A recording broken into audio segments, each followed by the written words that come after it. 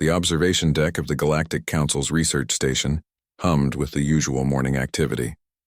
Jessica Martinez stood at the viewport, her coffee growing cold in her hands as she watched the twin suns of Cathara Prime paint the horizon in shades of amber and violet. Behind her, a dozen alien researchers moved between workstations, their various appendages clicking, tapping, and swiping across holographic displays. "You shouldn't stand so close to the glass," chittered Velmoth, the station's arachnoid security chief. His 8 eyes blinked in sequence, a sign of genuine concern among his species. Jessica smiled without turning. "I'm fine, Vel. Just enjoying the view."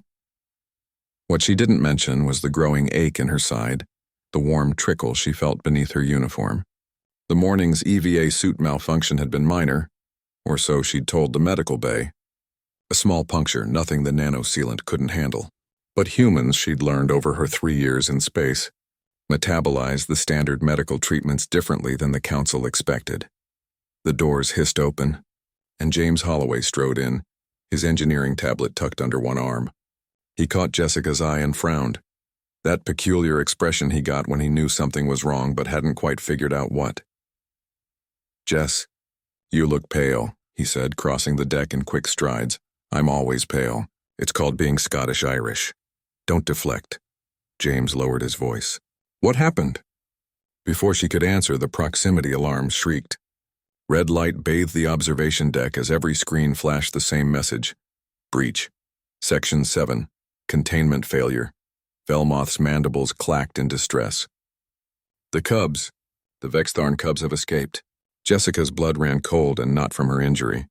The Vextharn were apex predators from a death world that made Earth look like a vacation resort. The research station housed 3 juveniles, each the size of a grizzly bear, with intelligence that rivaled dolphins and hunting instincts honed over millions of years of evolution. They'd been sedated for transport to a proper sanctuary, but something had clearly gone wrong.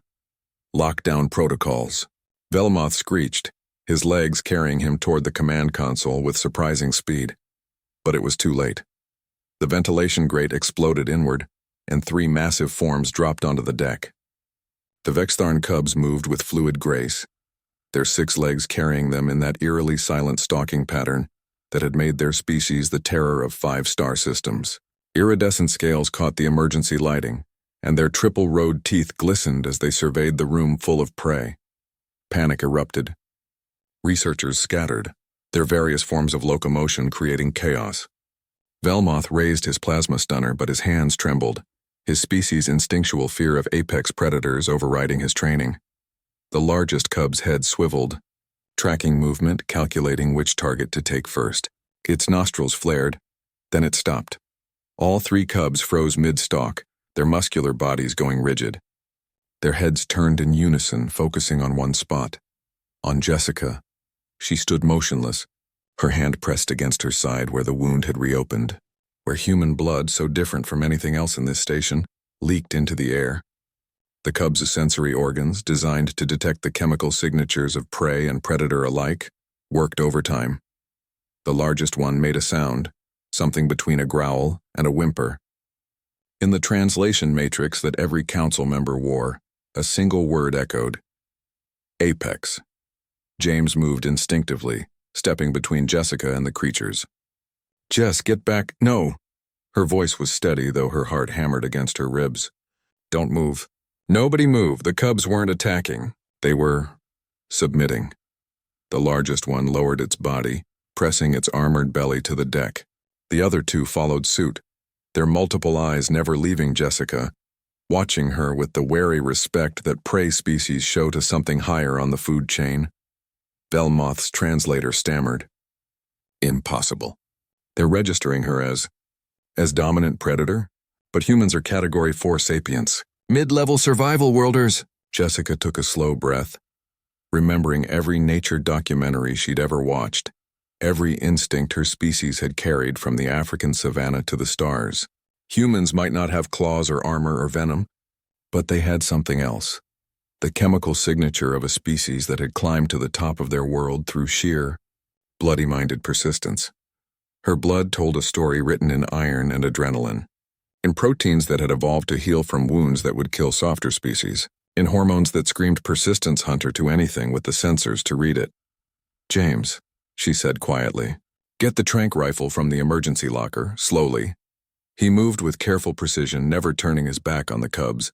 Jessica maintained eye contact with the largest one, letting her pain sharpen her focus, letting every drop of human ancestry show in her posture, not aggressive but absolutely unafraid. When James returned, he handed her the rifle. The cubs watched but didn't move.